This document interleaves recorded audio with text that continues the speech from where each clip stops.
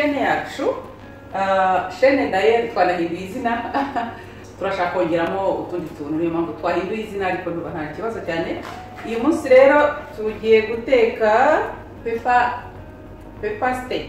Urabona steak urabona na pepper iriho nayiguze na kwita ko ari bayimarinye bashyiraho pepper ariko ndabona nta bintu by'amavuta birimo. Anyway nkeka ko marinade idakenewe. Tukayirisha ibirayi dutoya natwo natogoshe tumeze ku ni ukuvuga ngo dutogoshejeho iminota mikeya, noneho tugakoresha na brocoli. Reka rero nkomeze ntegure ingredient noneho dutangire no guteka. Murakoze cyane.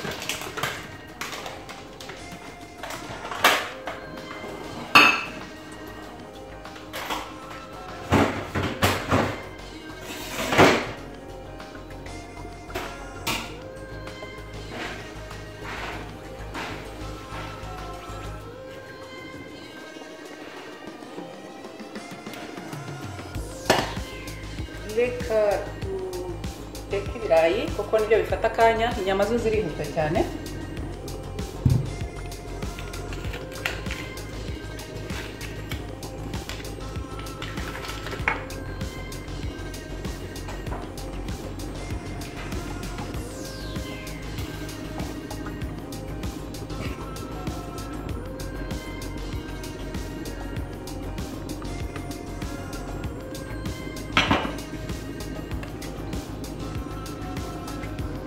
J'utilise du beurre pour cuire les pommes de terre, ni beurre ndi gukoresha.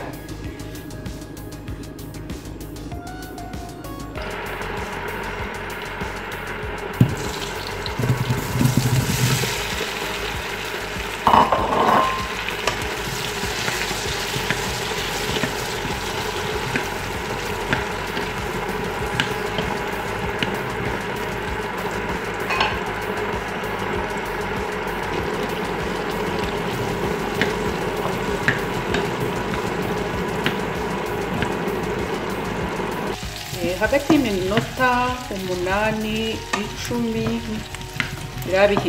birabihiye. Reka noneho dutangire dukore na brocoli.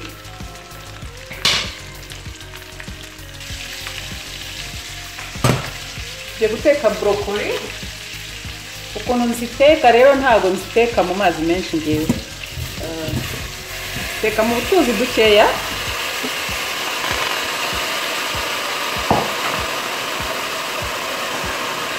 Ndabanza nshyiremo umunyu.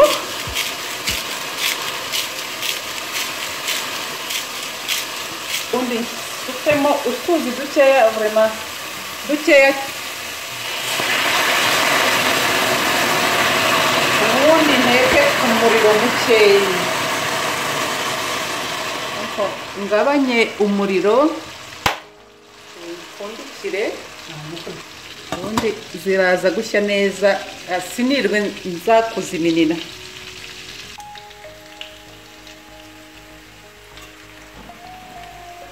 Mu minota mike rwose nimurebe brocoli zacu ko zimeze, ntabwo zirashya bien sûr, ariko urabona ko ziza gushya kandi ntakoresheje amazi menshi.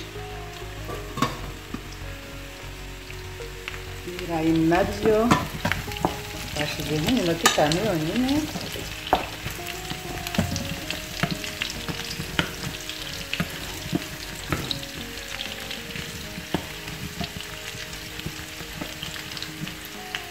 Ndirimo poivre rouge, kirimo agakureri.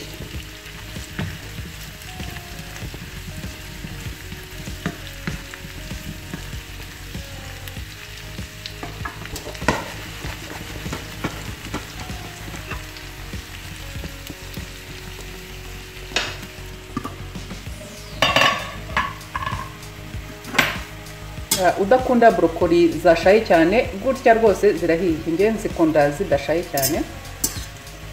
Murabona ko rwose ari mu tuzi dukeya cyane, ndadukuramo, ariko ntabwo nazitetse mu mazi menshi. Gutya ziri kroka niko nzikunda. Ubushatse kuziteka ngo zishye cyane wakongeraho iminota. Ndumva nzitetse mu minota itageze ku 8 cyangwa 6 gutya. Ikiza na kureri iragumya ikaba nziza, ikagumya ikaba verte cyane, cyatsi cyiza. Donc brocoli zirahiye, reka duteke steak.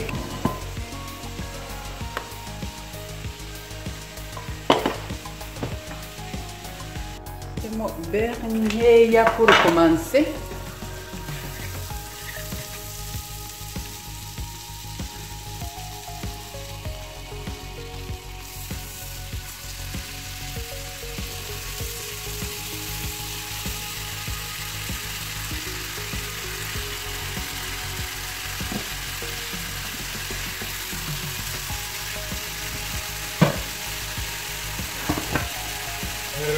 We have already poured one. You need that one is black. Yeah. And this was plain, very nice for you.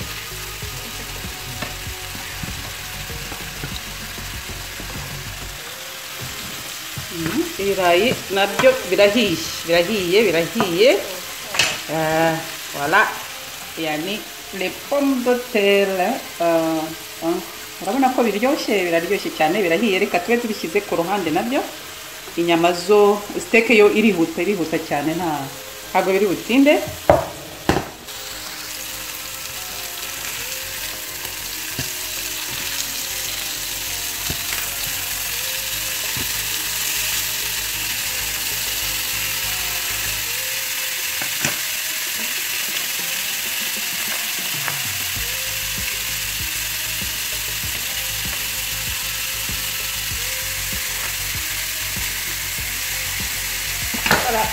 Kongemo indi beurre kugira ngo hazemo n'aka jus. Ku ruhande natekaho poivro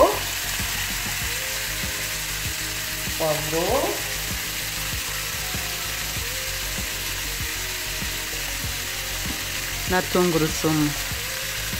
Voilà. Bien.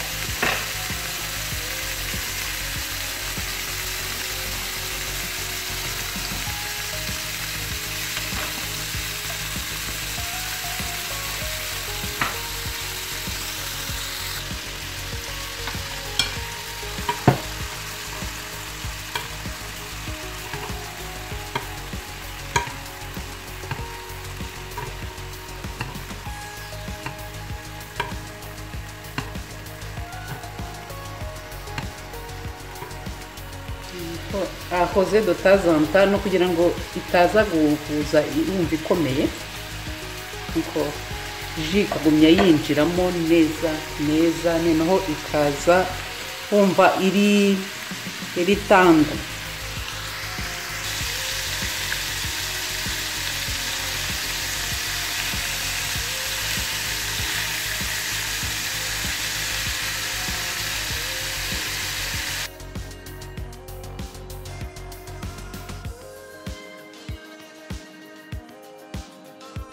Steak igira degrees zinyuranye zo kuyitekamo, ariko njyewe ndi bukore iri bien cuit. Donc hari abayikunda ari saignant, kwa kundi bayageze ku muriro akanya gatoya, hakaba n'abayikunda iri muri medium nayo harimo ibice bigiye binyuranye, ariko rero njyewe ndayiteka ibe bien cuit.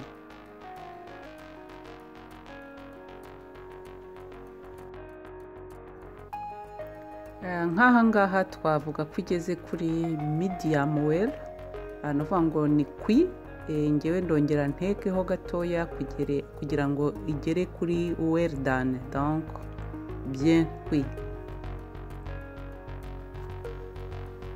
Iyi ni resultat ya cuisson yacu, donc twakoze well done, donc ou bien cuit, donc irahiye neza neza. Ubwo mubishatse mwakora senya cyangwa mugakora medium uko mubyifuza.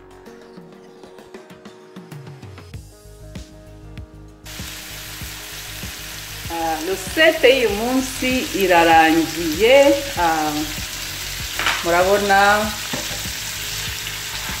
steak,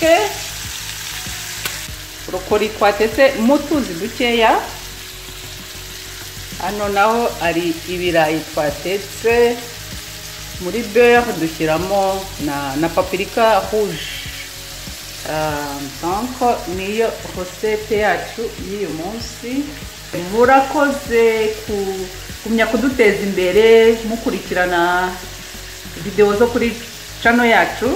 Ubwo rero naho ubutaha, ciao ciao.